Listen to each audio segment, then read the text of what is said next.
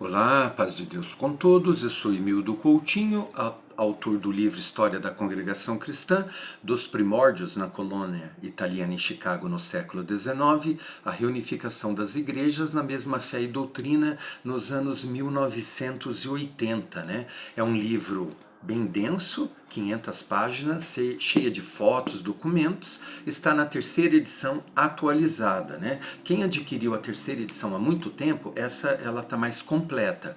Tem 500 páginas, porém eu diminui um pouco a fonte, não tanto para não prejudicar a leitura, eu diria que mais de 100 páginas a mais. E tem esclarecimento dos novos atos, a história de uma pesquisa inquietante, que é a história para escrever esse relato. Vivi muita coisa, tanto no Brasil quanto nos Estados Unidos, contato com diversas nações, com diversas pessoas. Resolvi escrever esse livro de 317 páginas, contando o que eu vivi, que não convinha, não ia dar certo naquele gênero literário de relato. Esse é esclarecimento.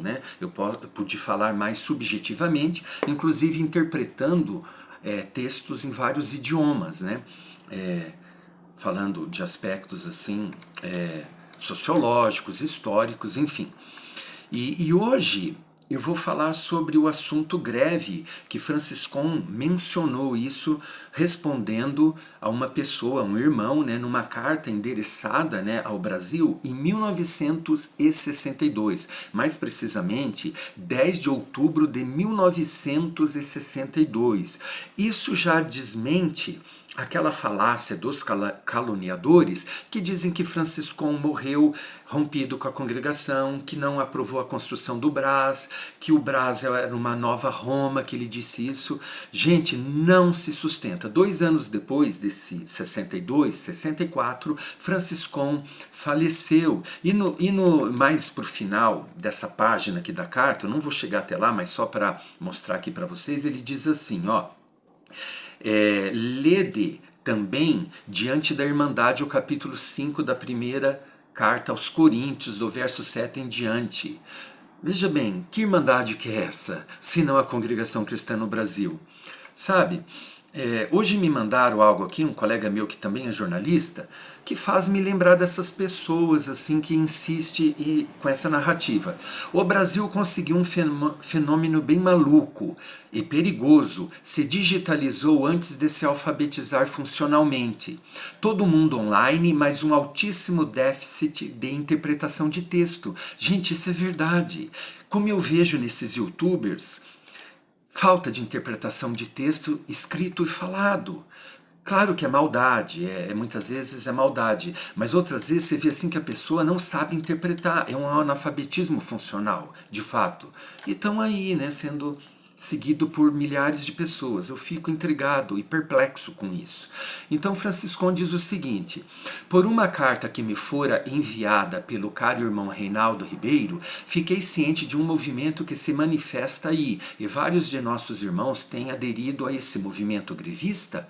Ora, na verdade, sabemos que os trabalhadores devem pertencer aos sindicatos, mas nós, povo de Deus, embora sendo obrigados a pertencer, mas somente devemos dar as contribuições, mas não participar nas suas rebeliões, mesmo em ocasiões de greves. Sempre que possível, o povo de Deus deve se esquivar e, mesmo que não possa comparecer ao trabalho, deve ficar em paz em casa, esperando terminar o movimento. E se a greve não é geral, o povo de Deus deve tomar parte com os pacificadores e não com os rebeldes. Somos um povo diferente, um povo apartado, especial, zeloso e de boas obras. Enfim, as cartas que Franciscon escrevia ao Brasil eram mais de caráter exortatório. Dificilmente ele respondia perguntas assim, ou melhor, quando alguém perguntava, ele respondia.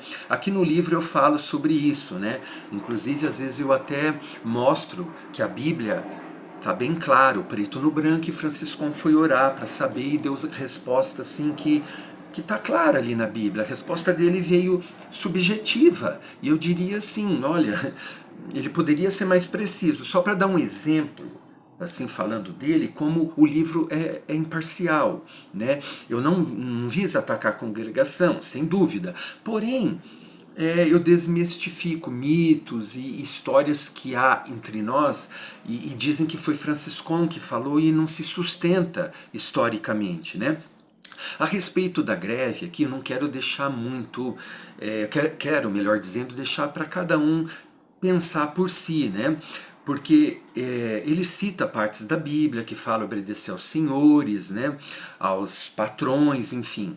E só que também devemos levar em consideração é, lei, né? Greve é legal, né? Está amparada pela Constituição. E o que é rebelião, né? Você participar, ir lá para não só usufruir do resultado do movimento da greve para sua categoria, para sua classe, ficando só em casa, ir lá, dar um apoio. Agora, claro, se haver quebradeira e coisas assim, né, não nos convém, ou passeata falando palavrão, né?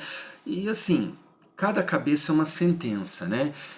Paulo diz numa epístola, uns comem carne e outros legumes, né? Até sobre o banquete dos ídolos, né?